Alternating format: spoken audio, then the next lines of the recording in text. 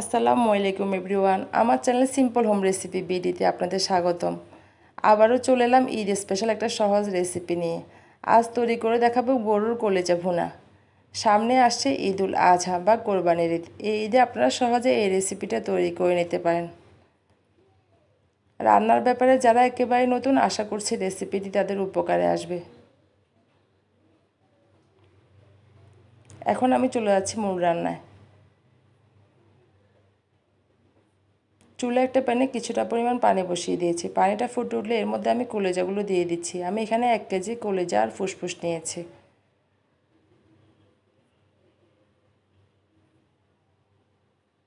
এগুলোকে দিয়ে 5 মিনিট সিদ্ধ করে নিচ্ছি।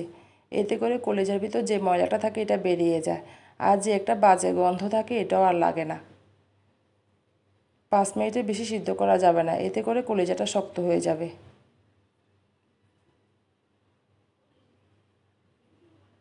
5 মিনিট পরে আমি এগুলোকে চুলা থেকে নামিয়ে নিচ্ছি আর পানিটাকে ছেঁকে নিচ্ছি। চুলায় একটা প্যান বসিয়ে দিয়েছি। প্যানটা গরম হয়ে গেলে এর মধ্যে দিয়ে দিচ্ছি 4 টেবিল চামচ রান্নার তেল।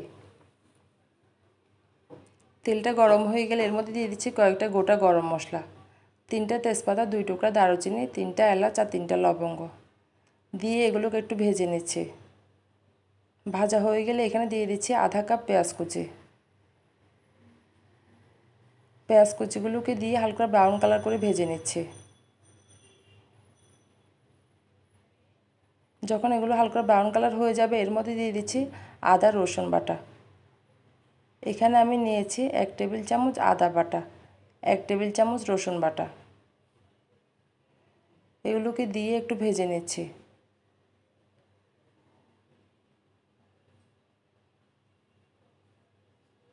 এখন এখানে দিয়ে দিচ্ছি গুঁড়া মশলা।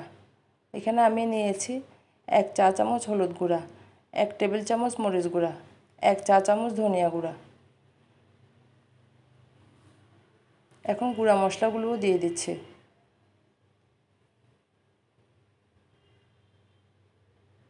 দিয়ে দিচ্ছি পরিমাণ মতো লবণ।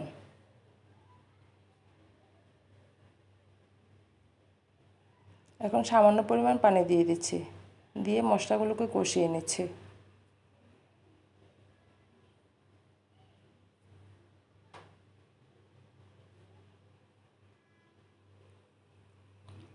আর ঢাকনা দিয়ে ঢেকে 2 মিনিট অপেক্ষা করছি যাতে মশলার কাঁচা গন্ধটা চলে যায়। 2 মিনিট পর ঢাকনা উঠিয়ে এগুলোকে আমি নেড়ে দিচ্ছি। আমার মশলাটা কষানো হয়ে গিয়েছে আর তেলটা উপরে উঠে এসেছে। এখন এখানে দিয়ে দিচ্ছি সিদ্ধ করে রাখা কলিজা।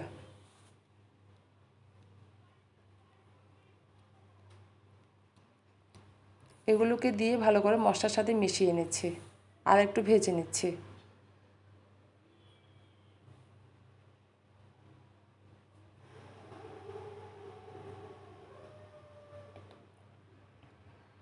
ভাজা হয়ে গেলে এখানে আমি দিয়ে দিচ্ছি 1 কাপ পানি। এই পানিতে কলিজাটা সিদ্ধ হয়ে যাবে। আর ঢাকনা দিয়ে ঢেকে 20 মিনিট অপেক্ষা করছি। চুলার আঁচটা একদম কমিয়ে দিয়েছি।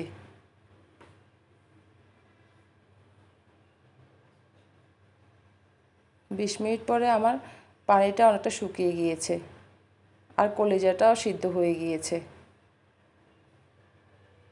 এখন এখানে দিয়ে দিচ্ছি 1 টেবিল চামচ গরম মশলা গুঁড়া।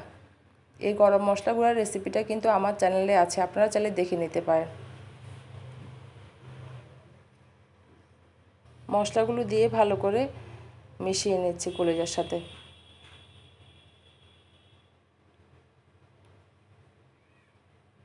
আর ঢাকনা দিয়ে ঢেকে 2 মিনিট অপেক্ষা করছি।